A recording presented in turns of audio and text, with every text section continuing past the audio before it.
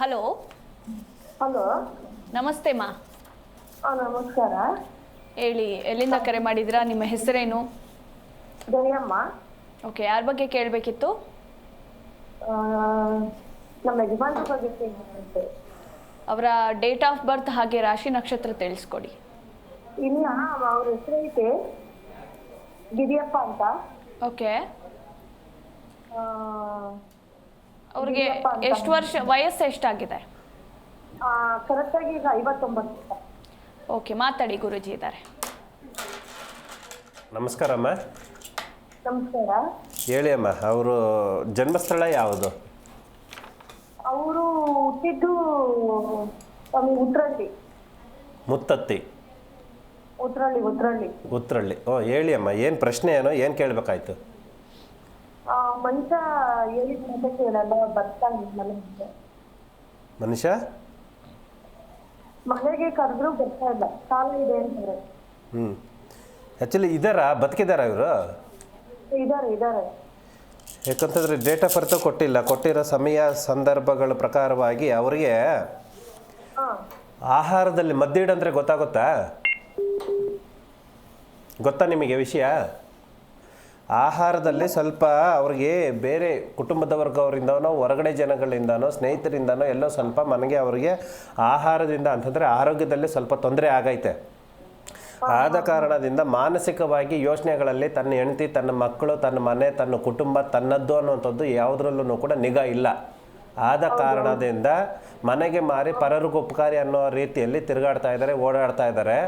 ಅವರು ನಿಮ್ಮಂತೆ ಮಾಡ್ಕೋಬೇಕು ಅನ್ನೋಂಥದ್ದು ಕೆಲವು ವಿದ್ಯೆಗಳಿದ್ದಾವೆ. ಯಂತ್ರ ಮಂತ್ರ ಪ್ರಕರಣಗಳಿಂದ ಆಗಿರ್ಬೋದು, ಒಂದು ಶ್ರೀಚಕ್ರ ಯೋಗ ಬಲದಿಂದ ಆಗಿರ್ಬೋದು, ಅದನ್ನು ರೆಡಿ ಮಾಡ್ಕೋಬೋದು, ಏನು ತೊಂದರೆ ಇಲ್ಲ. ಬಂದು ಒಂದ್ಸರಿ ಭೇಟಿಯಾಗಿ ಅಮ್ಮ, ಡೈರೆಕ್ಟಾಗಿ ಬಂದು ಒಂದ್ಸರಿ ಭೇಟಿಯಾಗಿ ಅದನ್ನು ರೆಡಿ ಮಾಡಿಕೊಡೋಣ. ಒಳ್ಳೆಯದಾಗಲಿ. ಓಕೆ, ಥ್ಯಾಂಕ್ ಯು ಕರೆ ಮಾಡಿದ್ದಕ್ಕಾಗಿ. ಇನ್ನು ಗುರುಜಿ, ಮಾಟ ಮಂತ್ರದ ಬಗ್ಗೆ ನೀವು ಹೇಳ್ತಾ ಇದ್ರಿ, ಹಾಗೆ ಈ ತಂತ್ರ ಮಂತ್ರ ಅನ್ನೋದೇನು ಅಂತ? ತಂತ್ರ ಮಂತ್ರಗಳು ಅಂತಂದರೆ ಯಾವುದೇ ಒಂದು ವಿದ್ಯೆಯನ್ನು ವಶಪಡಿಸ್ಕೋಬೇಕು ಅಂತಂದರೆ, ಯಾವುದೇ ಒಂದು ವಿದ್ಯೆಯನ್ನು ಕಲಿಬೇಕು ಅಂತಂದರೆ ಬೇಸಿಕ್ಕಾಗಿ ಅದರ ತನ್ನದೇ ಆದಂತಹ ಒಂದು ಪದ್ಧತಿಗಳಿದ್ದಾವೆ, ತನ್ನದೇ ಆದಂತಹ. ಮತ್ತು ಎಕ್ಸಾಂಪಲ್ವಾಗಿ ಇವಾಗ ಜ್ಯೋತಿಷ್ಯ ಹೇಳುವವನಲ್ಲಿ ಮತ್ತು ಕೇಳುವವನಲ್ಲಿ ಇರಬೇಕಾದ ಕೆಲವು ನಿಬಂಧನೆಗಳು ಅಂತ ಇರ್ತವೆ. ಅದನ್ನು ಪರಿಪಾಲನೆ ಮಾಡಿದಾಗ ಖಂಡಿತವಾಗಲೂ ಕೂಡ ಎದುರಾಳಿ ಅಂತಂದರೆ ಯಾರು ಬಂದು ಪ್ರಶ್ನೆ ಆಗ್ತಾರೋ ಪ್ರಶ್ನೆಗೆ ಸಂಪೂರ್ಣವಾಗಿ ಮಾಹಿತಿ ಕೊಡೋದಕ್ಕೆ ಸಾಧ್ಯವಾಗುತ್ತದೆ. ಹಾಗೆ ಈ ಯಂತ್ರಮಂತ್ರ ಪ್ರಕರಣಗಳಲ್ಲಿ ಈ ಮಂತ್ರಗಳನ್ನು ಫಸ್ಟು ಆ ಶ್ಲೋಕಗಳನ್ನು ಮಂತ್ರಗಳನ್ನು ನಾವು ಸಿದ್ಧಿಪಡಿಸ್ಕೋಬೇಕಾಗುತ್ತದೆ. ಅಂದರೆ ನಾವು ಸಿದ್ಧಿಪಡಿಸ್ಕೋಬೇಕು ಅಂತಂದರೆ ನಾವು ಎಷ್ಟರ ಮಟ್ಟಿಗೆ ಫಲ ಒಂದು ಅನುಭವಿಸ್ಬೇಕು ಅಂತಂದರೆ ನಾವೆಷ್ಟರ ಮಟ್ಟಿಗೆ ಸಿದ್ಧಿ ಆಗಿರಬೇಕು, ಅದಕ್ಕೆ ನಾವು ಪಡ್ಕೊಳ್ಳೋದಕ್ಕೆ ಅರ್ಹತೆನ ಅನ್ನುವಂಥದ್ದು ಮುಖ್ಯವಾಗಿರುತ್ತದೆ.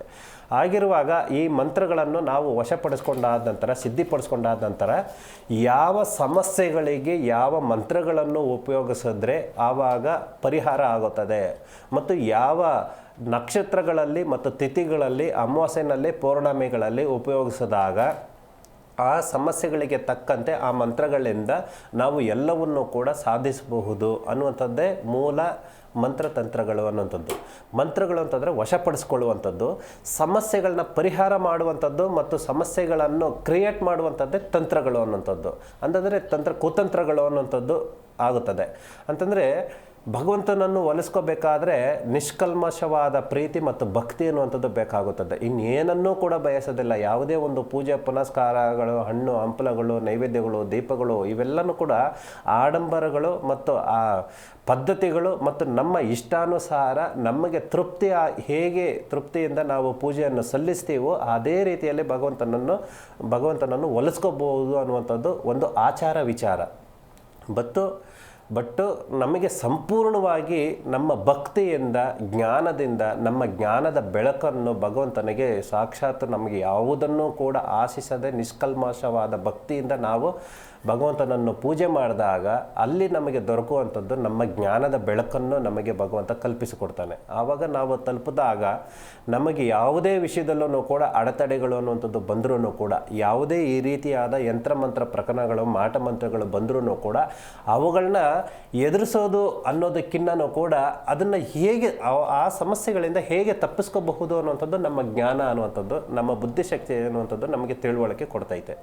ಈಗಿರುವಾಗ ಈ ಅಲ್ಪವಿದ್ಯೆ ಕಲ್ತಿರೋರು ಏನು ಮಾಡ್ತಾರೆ ಅಂತಂದರೆ, ಈ ಸಮಸ್ಯೆಗಳಿಗೆ ಅಲ್ಪವಿದ್ಯೆ ಕಲ್ತಿರೋರು ಆಗಿರ್ಬೋದು ಮತ್ತು ಅಲ್ಪಜ್ಞಾನ ಇದ್ದವರು ಆಗಿರ್ಬೋದು, ಅಲ್ಲೇ ಜ್ಯೋತಿಷ ಹೇಳುವವನಲ್ಲಿ ಮತ್ತು ಕೇಳುವವನಲ್ಲಿ ಇಲ್ಲಿ ಸಂಪೂರ್ಣವಾಗಿ ಮಾಹಿತಿ ಗೊತ್ತಿಲ್ಲದೆ ಇರೋರು ಏನು ಮಾಡ್ತಾರೆ ಅಂತಂದರೆ, ಯಾವುದೋ ಒಂದು ಆಲ್ಟ್ರೇಷನ್ನು ಒಂದು ಬಿಸ್ನೆಸ್ ರೂಪದಲ್ಲಿ ಇದನ್ನು ಮಾಡಿಕೊಂಡು ಉಪಯೋಗಿಸ್ಕೊಂಡು ಆಲ್ಟ್ರೇಷನ್ ಮಾಡಿಕೊಂಡು ಪೂಜೆ ಪುನಸ್ಕಾರಗಳು ಮಾಡಿದಾಗ, ಈ ಯಂತ್ರಮಂತ್ರಗಳನ್ನು ಮಾಡಿದಾಗ ಮಾಡುವವನನ್ನು ಕೂಡ ಒಂದಲ್ಲ ಒಂದು ದಿನ ಉಪ್ಪು ತಿಂದವ್ರು ನೀರು ಕುಡಿಲೇಬೇಕು ಅಂದಾಗೆ ಅನುಭವಿಸ್ಬೇಕಾಗುತ್ತದೆ.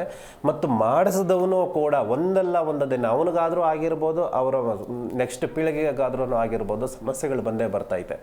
ಆದ ಕಾರಣದಿಂದ ಭಗವಂತನನ್ನು ಒಲಿಸಿಕೊಂಡು ಭಗವಂತನ ದಾರಿನಲ್ಲಿ ನಾವು ನಡೆದಾಗ ಯಾವುದೇ ಸಮಸ್ಯೆಗಳನ್ನು ಕೂಡ ನಡೆಯೋದಿಲ್ಲ, ಸಮಸ್ಯೆಗಳು ಬರೋದಿಲ್ಲ. ಇದೇ ಸತ್ಯ. ಬೇವಿನ ಕಾಯಿ ಆಗಿರ್ಬೋದು, ಬೇವಿನ ಸೊಪ್ಪು ಆಗಿರ್ಬೋದು, ಕಹಿ ಆದ್ರೂ ಕೂಡ ಸಂಪೂರ್ಣವಾಗಿ ಜೀವನಕ್ಕೆ ಮತ್ತು ಆಧ್ಯಾತ್ಮಿಕವಾಗಿ ನಮಗೆ ಒಂದು ಶ್ರೇಷ್ಠ. ಹಾಗೆ ಭಗವಂತನನ್ನು ಒಲಿಸ್ಕೊಳ್ಳುವಂಥದ್ದು ಅಂದರೆ ಒಳ್ಳೆ ಮಾರ್ಗದಲ್ಲಿ ಹೋಗುವಂಥದ್ದು ತುಂಬ ಕಠಿಣ ಮತ್ತು ನಿಧಾನ ಆದ್ರೂ ಕೂಡ ಫಲ ಅನ್ನುವಂಥದ್ದು ತುಂಬ ಶ್ರೇಷ್ಠಕರವಾಗಿರ್ತದೆ. ಮಾಟ ಮಂತ್ರ ವಿಷಯಗಳಲ್ಲಿ ಆಗಿನ ತಾತ್ಕಾಲಿಕವಾಗಿ ಅಂದರೆ ನೀರಿನ ಮೇಲೆ ಗುಳ್ಳೆ ಇದ್ದಾಗೆ ಅದು ಶಾಶ್ವತವಾಗಿ ನಮಗೆ ಫಲ ಕೊಡೋದಿಲ್ಲ. ಬಟ್ ಕೆಲಸ ಆಗುತ್ತೆ ಬಟ್ ಶಾಶ್ವತವಾಗಿ ಪರಿಹಾರ ಅನ್ನುವಂಥದ್ದು, ಮಾರ್ಗ ಅನ್ನುವಂಥದ್ದು ಇರೋದಿಲ್ಲ. ಜಿ ಕನ್ನಡ ನ್ಯೂಸ್ ಈಗ ನಿಮ್ಮ ಮನೆಯಲ್ಲೇ ನೋಡಿ, ಎಲ್ಲ ಕೇಬಲ್ಗಳಲ್ಲಿ ಈಗ ಲಭ್ಯ. ನಿಮ್ಮ ನೆಚ್ಚಿನ ಜಿ ಕನ್ನಡ ನ್ಯೂಸ್ ಈಗ ಸನ್ ಡೈರೆಕ್ಟ್ ನಲ್ಲಿ number 292, Tata play number 1664, Jio TV number 1334, NXT digital number 30, N cable number 30, city networks 51, U digital number 162, GTPL number 17, Rockline telecommunications number 42, Shri Basaveshwara cable number 168, rural cable network 60, Vinayaka digital 57, Abhishek cable 821, city channel 53, Siddeshwara cable network 57, ವಿ4 digital infotech 628, Surya digital networks 53, Gajanan digital number 836, Malnad infotech private limited number 56, Metrocast number 830, victory digital number 167ರಲ್ಲಿ ನೋಡಿ ಆನಂದಿಸಿ.